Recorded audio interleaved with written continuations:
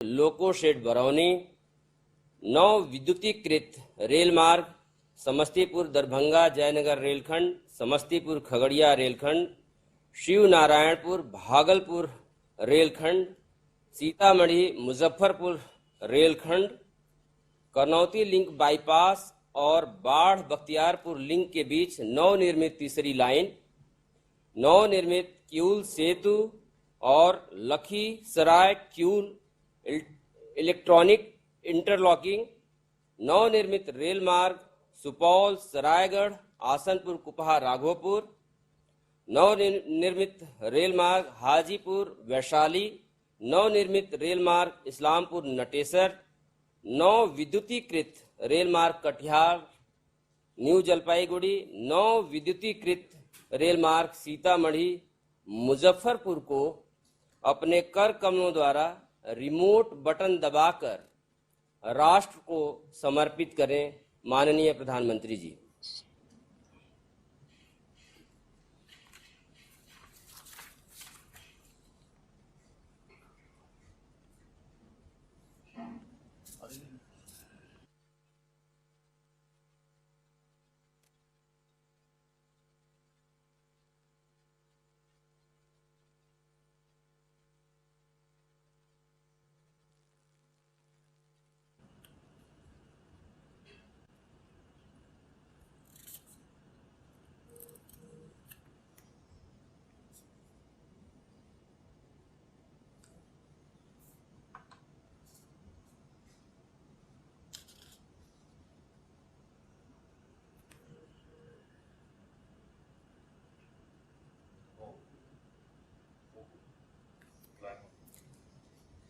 माननीय प्रधानमंत्री जी से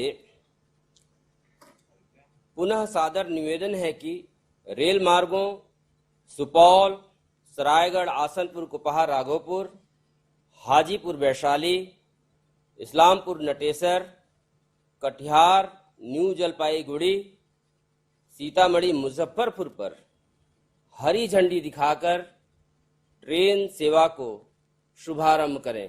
माननीय प्रधानमंत्री जी।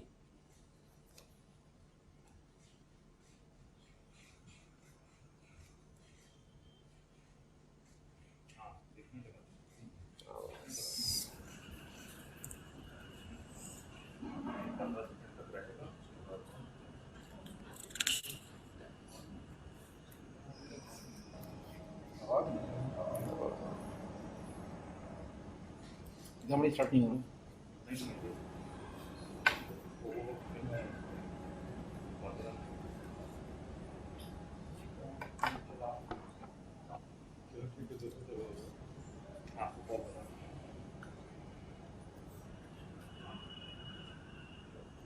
हाँ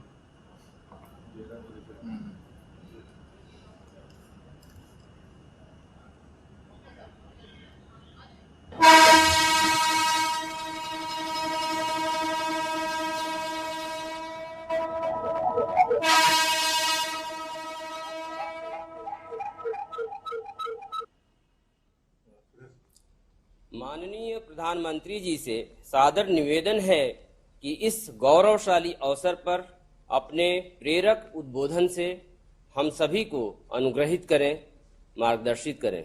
माननीय प्रधानमंत्री जी। बिहार के राज्यपाल श्री फागू चौहान जी, बिहार के मुख्यमंत्री श्रीमान नीतीश जी, केंद्रीय मंत्रिमंडल के मेरे सहयोगी पीयूष गोयल जी, रविशंकर प्रसाद जी, गिरिराज सिंह जी, नित्यानंद राय जी, सुश्री देवाश्री चौधरी जी, बिहार के उप मुख्यमंत्री भाई सुशील जी, अन्य मंत्रीगण, सांसद और विधायकगण और तकनीक के माध्यम से जुड़े बिहार के मेरे प्यारे भाइयों और बहनों, साथियों, आज बिहार में रेल कनेक्टिविटी के क्षेत्र में नया इतिहास रचा गया है। कोसी महासेतु और किऊल ब्रिज के साथ ही बिहार में रेल यातायात, रेलवे के बिजलीकरण और रेलवे में मेक इन इंडिया को बढ़ावा देने, नए रोजगार पैदा करने वाले 1 दर्जन प्रोजेक्ट्स का आज लोकार्पण और शुभारंभ हुआ है। लगभग 3,000 करोड़ रुपए के इन प्रोजेक्ट से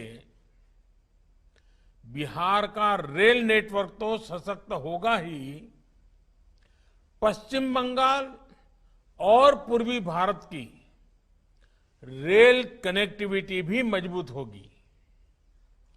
बिहार सहित पूर्वी भारत के करोड़ों रेल यात्रियों को मिलने जा रही इन नई और आधुनिक सुविधाओं के लिए मैं आज सबको बहुत बहुत बधाई देता हूं।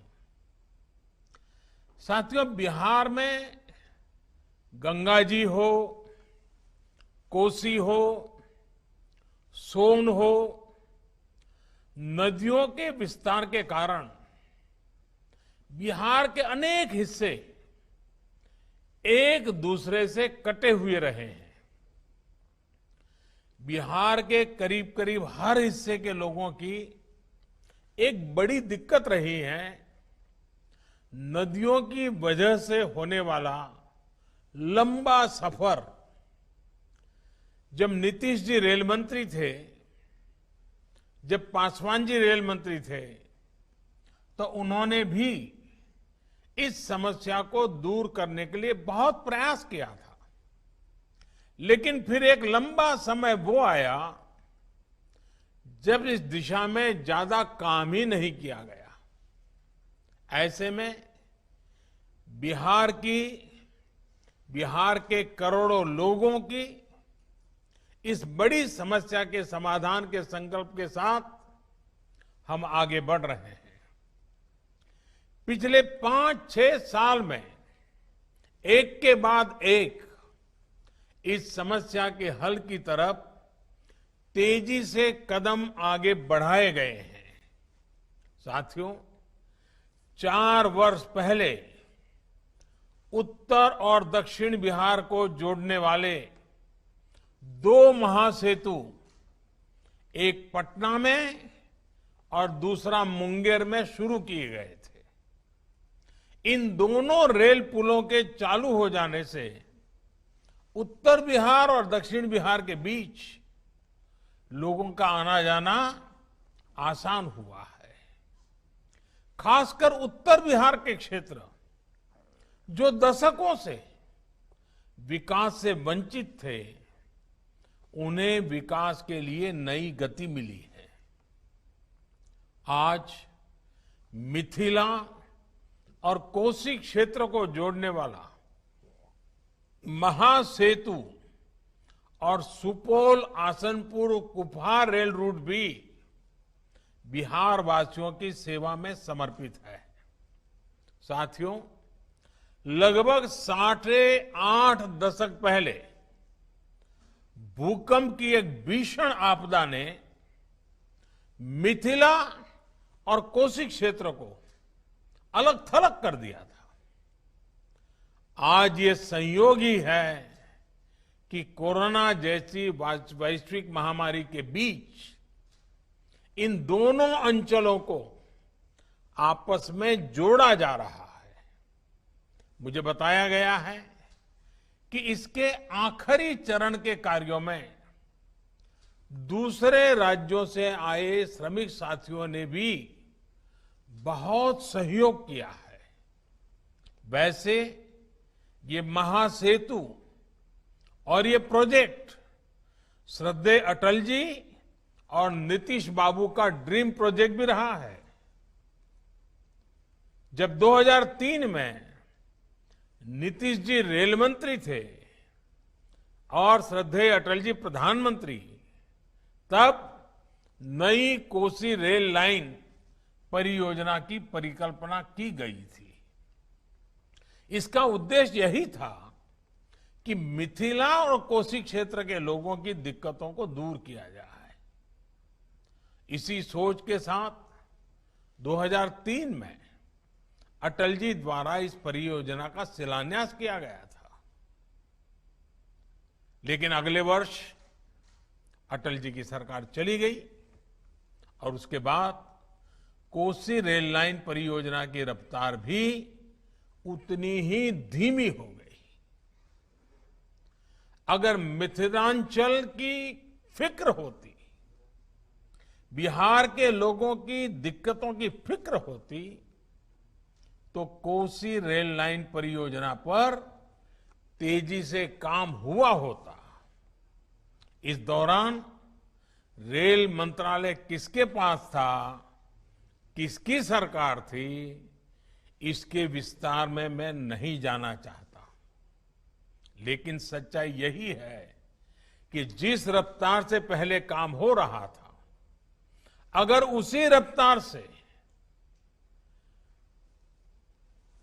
2004 के बाद भी काम हुआ होता, तो आज का ये दिन पता नहीं कब आता, कितने साल लग जाते, कितने दशक लग जाते, हो सकता है पीढ़ियां बीत जाती। लेकिन दृढ़ निश्चय हो, नीतीश जी जैसा सहयोगी हो, तो क्या कुछ संभव नहीं है। मिट्टी रोकने के लिए आधुनिक टेक्नोलॉजी का इस्तेमाल करते हुए सुपौल आसनपुर कुपहा रूट पर काम पूरा किया गया है। साल 2017 में जो भीषण बाढ़ आई थी, उस दौरान हुए नुकसान की भरपाई भी इस दौरान की गई है। आखिरकार कोसी महासेतु और सुपौल आसनपुर कुपहा रूट बिहार के लोगों की सेवा के लिए तैयार है। साथियों, आज कोसी महासेतु होते हुए सुपौल आसनपुर कुपहा के बीच ट्रेन सेवा शुरू होने से सुपौल, अररिया और सहरसा जिले के लोगों को बहुत लाभ होगा।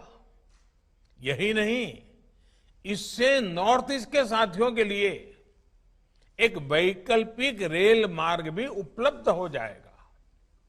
कोसी और मिथिला क्षेत्र के लिए ये महासेतु सुविधा का साधन तो है ही, ये इस पूरे क्षेत्र में व्यापार, कारोबार, उद्योग, रोजगार को भी बढ़ावा देने वाला है। साथियों, बिहार के लोग तो इसे भली भांति जानते हैं कि वर्तमान में निर्मली से सरायगढ़ का रेल सफर करीब करीब 300 किलोमीटर का होता है। इसके लिए दरभंगा, समस्तीपुर, खगड़िया, मानसी, सहरसा, ये सारे रास्तों से होते हुए जाना पड़ता है। अब वो दिन ज्यादा दूर नहीं जब बिहार के लोगों को 300 किलोमीटर की ये यात्रा नहीं करनी पड़ेगी। 300 किलोमीटर की ये दूरी सिर्फ 22 किलोमीटर में सिमट जाएगी। 8 घंटे की रेल यात्रा सिर्फ आधे घंटे में ही पूरी हो जाए करेगी। यानी सफर भी कम, समय की भी बचत और बिहार के लोगों के धन की भी बचत होगी। साथियों, कोसी महासेतु की हर तरफ किऊल नदी पर नई रेल इलेक्ट्रॉनिक इंटरलॉकिंग की सुविधा शुरू होने से इस पूरे रूट पर सुविधा और रफ्तार दोनों बढ़ने वाली है। इस नए रेल पुल के निर्माण से झाझा से पंडित दीनदयाल उपाध्याय जंक्शन तक मेन लाइन पर 100-125 किलोमीटर प्रति घंटा की गति से अब ट्रेन चल पाएगी। इलेक्ट्रॉनिक इंटरलॉकिंग के चालू होने से हावड़ा दिल्ली मेन लाइन पर ट्रेनों के आने जाने में आसानी होगी, अनावश्यक देरी से राहत मिलेगी और रेल यात्रा अधिक सुरक्षित होगी। साथियों, बीते 6 साल से भारतीय रेल को नए भारत की आकांक्षाओं और आत्मनिर्भर भारत की अपेक्षाओं के अनुरूप ढालने का प्रयास किया जा रहा है। आज भारतीय रेल पहले से कहीं अधिक स्वच्छ है। आज भारतीय रेल के ब्रॉडगेज रेल नेटवर्क को मानव रहित फाटकों से मुक्त कर पहले से कहीं अधिक सुरक्षित बनाया जा चुका है। आज भारतीय रेल की रफ्तार तेज हुई है। आज आत्मनिर्भरता और आधुनिकता की प्रतीक वंदे भारत जैसी भारत में बनी ट्रेनें रेल नेटवर्क का हिस्सा होती जा रही है। आज देश के अनछुए हिस्सों को रेल नेटवर्क के साथ जोड़ने की, रेल मार्गों के चौड़ीकरण और बिजलीकरण की व्यवस्था का तेजी से विस्तार हो रहा है। साथियों, रेलवे के आधुनिकीकरण के इस व्यापक प्रयास का बहुत बड़ा लाभ बिहार को और पूरे पूर्वी भारत को मिल रहा है। बीते कुछ सालों में मेक इन इंडिया को बढ़ावा देने के लिए मधेपुरा में इलेक्ट्रिक लोको फैक्ट्री और मढ़ौरा में डीजल लोको फैक्ट्री स्थापित की गई। इन दोनों परियोजनाओं से बिहार में लगभग 44,000 करोड़ रुपए का निवेश हुआ है।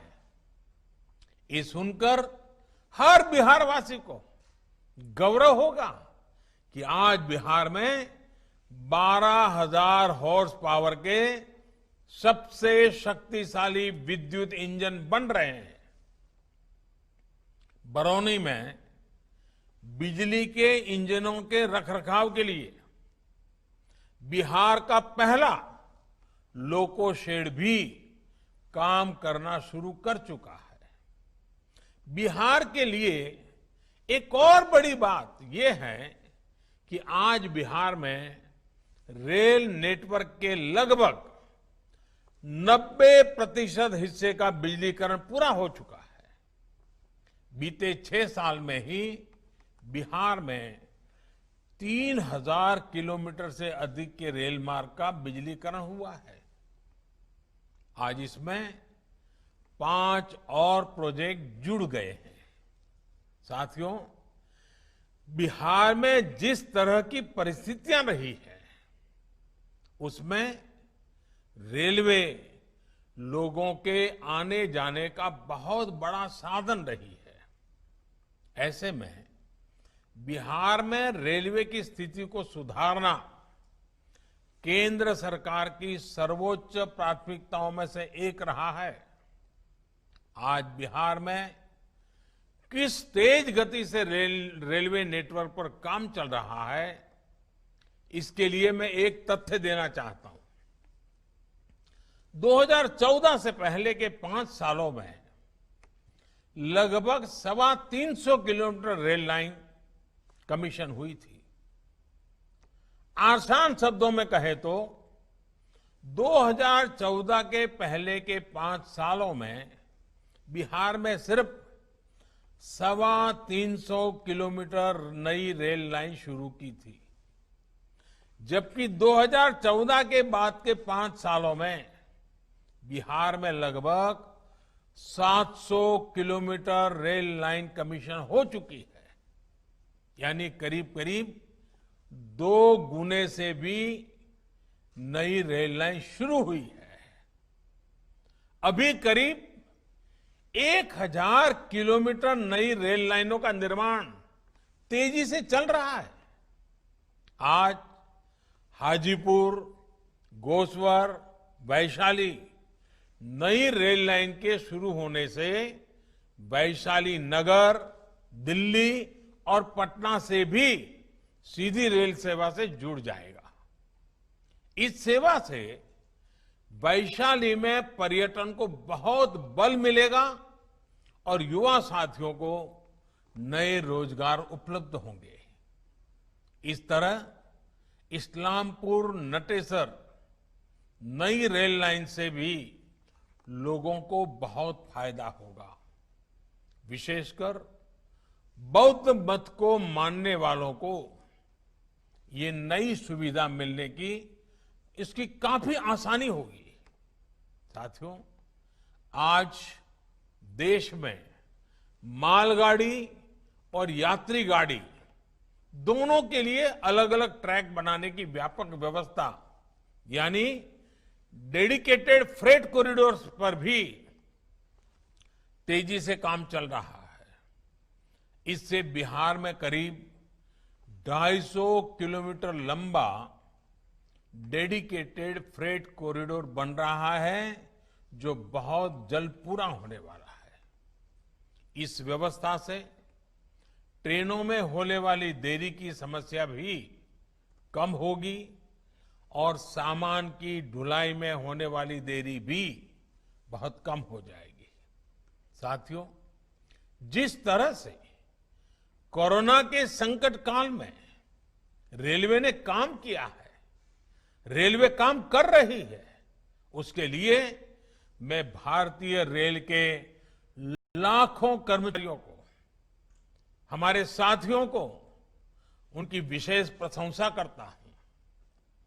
देश के लाखों श्रमिकों को श्रमिक स्पेशल ट्रेनों के माध्यम से सुरक्षित घर पहुंचाने के लिए रेलवे ने दिन रात एक कर दिया था। स्थानीय स्तर पर श्रमिकों को रोजगार देने में भी रेलवे बड़ी भूमिका निभा रहा है। कोरोना काल में भारतीय रेल की यात्री सेवा भले ही कुछ समय के लिए रुक गई थी, लेकिन रेल को सुरक्षित और आधुनिक बनाने का काम तेज गति से चलता रहा। देश की पहली किसान रेल यानी पटरी पर चलता हुआ कोल्ड स्टोरेज भी बिहार और महाराष्ट्र के बीच कोरोना काल में ही शुरू किया गया। साथियों, ये कार्यक्रम भले रेलवे का है, लेकिन रेलवे के साथ ही ये लोगों के जीवन को आसान बनाने और बेहतर बनाने के प्रयास का भी आयोजन है। इसलिए मैं एक और विषय की चर्चा भी आज आपके बीच करना चाहता हूं, जो बिहार के लोगों के स्वास्थ्य से जुड़ा है। नीतीश जी की सरकार बनने से पहले तक बिहार में इक्का दुक्का मेडिकल कॉलेज हुआ करते थे। इससे बिहार में मरीजों को तो भारी दिक्कत थी ही, बिहार के मेधावी युवाओं के भी मेडिकल की पढ़ाई के लिए दूसरे राज्यों का रुख करना पड़ता था। आज बिहार में 15 से ज्यादा मेडिकल कॉलेज हैं, जिससे अनेक बीते कुछ वर्षों में ही बनाए गए हैं। कुछ दिन पहले ही बिहार में एक नए एम्स की भी स्वीकृति दे दी गई है। ये नया एम्स दरभंगा में बनाया जाएगा। इस नए एम्स में 750 बेड का नया अस्पताल तो बनेगा ही, इसमें एमबीबीएस की 100 और नर्सिंग की 60 सीटें भी होगी। दरभंगा में बनने वाले इस एम्स से हजारों नए रोजगार भी सृजित होंगे। साथियों, देश के किसानों के कल्याण की दिशा में, कृषि सुधारों की दिशा में कल देश के लिए बहुत ही महत्वपूर्ण दिन था। कल विश्वकर्मा जयंती के दिन लोकसभा में ऐतिहासिक कृषि सुधार विधेयक पारित किए गए हैं। इन विधेयकों ने हमारे अन्नदाता किसानों को अनेक बंधनों से मुक्ति दिलाई है। आजादी के बाद किसानों को किसानी में एक नई आजादी देने का काम हुआ है। इन सुधारों से किसानों को अपनी उपज बेचने में और ज्यादा विकल्प मिलेंगे और ज्यादा अवसर मिलेंगे। मैं देश भर के किसानों को इन विधेयकों के पारित होने पर बहुत बहुत बधाई देता हूं। किसान और ग्राहक के बीच जो बिचौलिए होते हैं, जो किसानों की कमाई का बड़ा हिस्सा खुद ले लेते हैं, उनसे बचाने के लिए विधेयक लाए जाने बहुत आवश्यक थे। ये विधेयक किसानों के लिए रक्षा कवच बनकर के आए हैं। लेकिन कुछ लोग, जो लोग दशकों तक देश में शासन करते रहे हैं, सत्ता में रहे हैं, देश पर राज किया है, वो लोग किसानों को इस विषय पर भ्रमित करने की कोशिश कर रहे हैं, किसानों से झूठ बोल रहे हैं। साथियों, चुनाव के समय किसानों को लुभाने के लिए बड़ी बड़ी बातें करते थे, लिखित में करते थे, अपने घोषणा पत्र में डालते थे और चुनाव के बाद भूल जाते थे। और आज जब वही चीजें जो इतने दशकों तक देश में राज करने वाले लोगों के मैनिफेस्टो में है, वही चीजें भारतीय जनता पार्टी एनडीए सरकार कर रही है, किसानों को समर्पित हमारी ये सरकार कर रही है, तो ये भांति भांति के भ्रम फैला रहे हैं। जिस एपीएमसी एक्ट को लेकर अब ये लोग राजनीति कर रहे हैं, एग्रीकल्चर मार्केट के प्रावधानों में बदलाव का विरोध कर रहे हैं, उसी बदलाव की बात इन लोगों ने अपने घोषणा पत्र में भी लिखी थी। लेकिन अब जब एनडीए सरकार ने ये बदलाव कर दिया है, तो ये लोग इसका विरोध करने पर, झूठ फैलाने पर, भ्रम फैलाने पर उतर आए हैं। सिर्फ विरोध के लिए विरोध करने का ये एक के बाद एक अनेक उदाहरण सामने आ रहे हैं। लेकिन ये लोग ये भूल रहे हैं कि देश का किसान कितना जागृत है। वो ये देख रहा है कि कुछ लोगों को, किसानों को मिल रहे नए अवसर उनको पसंद नहीं आ रहे हैं। देश का किसान ये देख रहा है कि वो कौन से लोग हैं जो बिचौलियों के साथ खड़े हैं। साथियों, ये लोग एमएसपी को लेकर बड़ी बड़ी बातें करते थे, लेकिन कभी अपना वायदा पूरा नहीं किया। किसानों से किया ये वायदा अगर पूरा किसी ने किया है तो भाजपा एनडीए की वर्तमान सरकार ने पूरा किया है। अब ये दुष्प्रचार किया जा रहा है कि सरकार के द्वारा किसानों को एमएसपी का लाभ नहीं दिया जाएगा। ये भी मनगढ़ंत बातें कही जा रही हैं कि किसानों से धान, गेहूं इत्यादि की खरीद सरकार द्वारा नहीं की जाएगी। ये सरासर झूठ है, गलत है, किसानों के साथ धोखा है। हमारी सरकार किसानों को एमएसपी के माध्यम से उचित मूल्य दिलाने के लिए प्रतिबद्ध है। पहले भी थे, आज भी हैं, आगे भी रहेंगे। सरकारी खरीद भी पहले की तरह जारी रहेगी। कोई भी व्यक्ति अपना उत्पादन जो भी वो पैदा करता है दुनिया में कहीं भी बेच सकता है, जहां चाहे वहां बेच सकता है। अगर वो कपड़ा बनाता है जहां चाहे बेच सकता है, वो बर्तन बनाता है कहीं पर भी बेच सकता है, वो जूते बनाता है कहीं पर भी बेच सकता है। लेकिन एकमात्र केवल मेरे किसान भाई बहनों को इन अधिकारों से वंचित रखा गया था, मजबूर किया गया था। अब नए प्रावधान लागू होने के कारण किसान अपनी फसल वो देश के किसी भी बाजार में अपनी मनचाही कीमत पर बेच सकेगा।